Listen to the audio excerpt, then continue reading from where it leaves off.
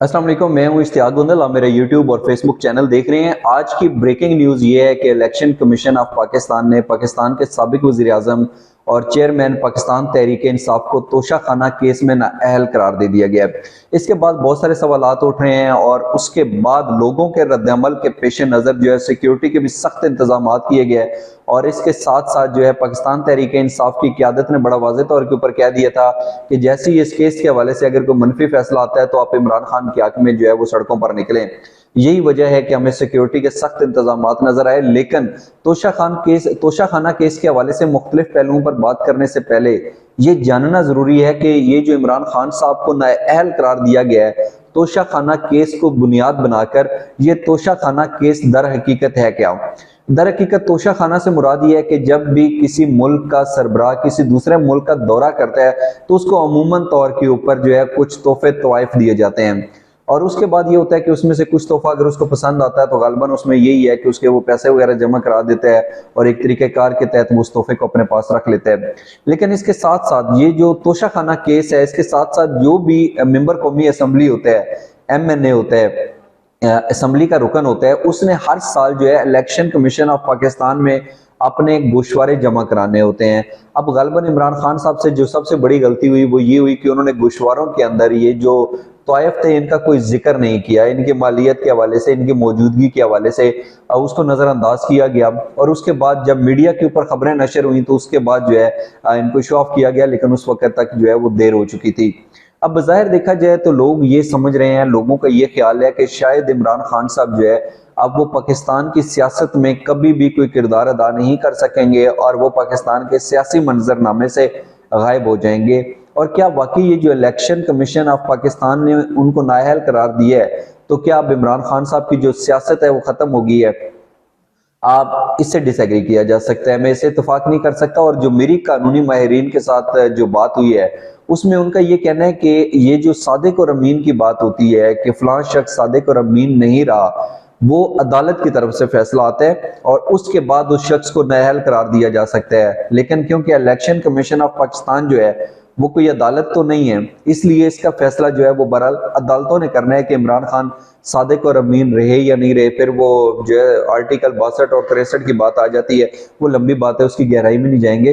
लेकिन बहरहाल ये जरूरी है कि अब ये केस जो है इलेक्शन कमीशन ऑफ पाकिस्तान ने नाअहल करार दिया, अब अदालतों के अंदर चले जाएगा और फिर अदालतें जो है इस चीज का फैसला करेंगी कि इमरान खान साहब के खिलाफ तोशाखाना केस के बाद वो क्या जो है उसका रद्द अमल देती हैं, जवाब देती हैं, फैसला करती हैं। और इसके साथ साथ क्या इमरान खान साहब जो हैं इनके ऊपर जो इल्जाम लगा है, क्या ये पहली दफा ऐसा हुआ है कि कोई साबिक वजीर आजम जो है उसको नाअहल करार दे दिया गया और इस तरीके से बातें की जाए? तो ऐसा भी नहीं है। अगर हम 2013 की बात करें तो पाकिस्तान के साबिक वजीर आजम नवाज शरीफ साहब जो थे, एक FZD कंपनी के हवाले से उन्होंने अपने जो गोशवारे थे उसके अंदर उसका जिक्र नहीं किया था, उनके जो भी अंदर लेन देन के मामला थे। तो उसके बाद हमने देखा था कि इलेक्शन कमीशन ऑफ पाकिस्तान ने उनको भी नाअहल करार दिया था और उसके बाद उनकी जो मेंबर नेशनल असम्बली वाली सीट थी वो भी खत्म हो गई थी। और उसके साथ साथ अभी जैसे इमरान खान साहब के हवाले से बात की जाए तो आप वो एक तो नाअहल करार दिए गए हैं, दूसरा आप वो असम्बली के मेंबर भी नहीं रहे।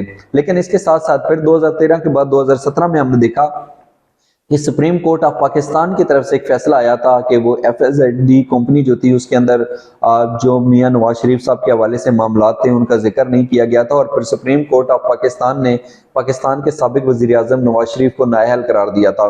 अब ये बात बड़ी दिलचस्प है, एक तरफ हम देखते हैं कि साबिक वजीर आजम नवाज शरीफ साहब को सुप्रीम कोर्ट ऑफ पाकिस्तान नाअहल करार देती है, लेकिन उसके बावजूद ये बातें की जा रही हैं कि पाकिस्तान के साबिक वजीर आजम नवाज शरीफ साहब बहुत जल्द पाकिस्तान वापस आने वाले हैं, जहां पे वो पाकिस्तान मुस्लिम लीग नून की तरफ से जो सियासी मामलात हैं उनका कंट्रोल संभाल लेंगे। तो इसका मतलब यह है कि सुप्रीम कोर्ट ऑफ पाकिस्तान ने नाअहल करार दिया हो तो भी उसके कुछ ना कुछ इम्कानात मौजूद होते हैं कि आपकी सियासत में दोबारा एक धुआंधार एंट्री हो सकती है। बहरहाल इस हवाले से तो कानूनी माहिरीन जो है वही बेहतर बता सकते हैं। लेकिन इसके साथ साथ जो सबसे मेरी नज़र में अहम बात है वो ये है कि हम बार बार वक्तन फवक्तन ये सुनते रहे कि पाकिस्तान के साबिक वजीर आजम इमरान खान साहब के बैकडोर मुज़ाकरात जो हैं वो जारी हैं। अब जिन लोगों के साथ बैकडोर मुज़ाकरात थे उसके हवाले से मुख्तलिफ चीज़ें सामने आ रही थी कि कुछ लोगों का ये ख्याल था कि इस तरीके से कोई मुज़ाकरात नहीं हो रहे, कुछ लोगों का ख्याल था कि बातचीत हो रही है लेकिन बातचीत जो है कोई बड़ा ब्रेक थ्रू नहीं हो रहा। बात होती है, खत्म हो जाती है, मुलाकात होती है, बेअसर रहती है। और इसके अंदर पाकिस्तान के जो सदर है आरिफ अलवी साहब, वो बड़ा अहम किरदार अदा कर रहे हैं। लेकिन एक बात तो यकीनी तौर के ऊपर ये कहा जा सकता है, जिस तरीके से हमारी सियासत का कल्चर है, ये पाकिस्तान की अंदरूनी सूरत हाल है, उसमें अगर तो इमरान खान साहब के बैकडोर मुज़ाकरात हो रहे थे और वो बात आगे चल रही थी, तो फिर ये इलेक्शन कमीशन ऑफ पाकिस्तान का फैसला नहीं आता।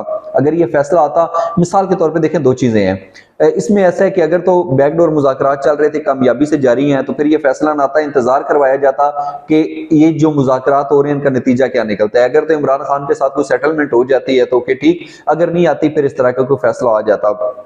और जो दूसरी बात है वो ये है कि मिसाल के तौर के ऊपर वो बिल्कुल नाकाम हो गए, इसलिए फौरी तौर के ऊपर ये फैसला आ गया। लेकिन मेरा ख्याल है कि बहुत सारी बातें जो हैं वो अफवाहों पर मबनी होती हैं, प्रोपेगेंडे का शिकार हो जाती हैं और उसके अंदर कोई हकीकत नहीं होती।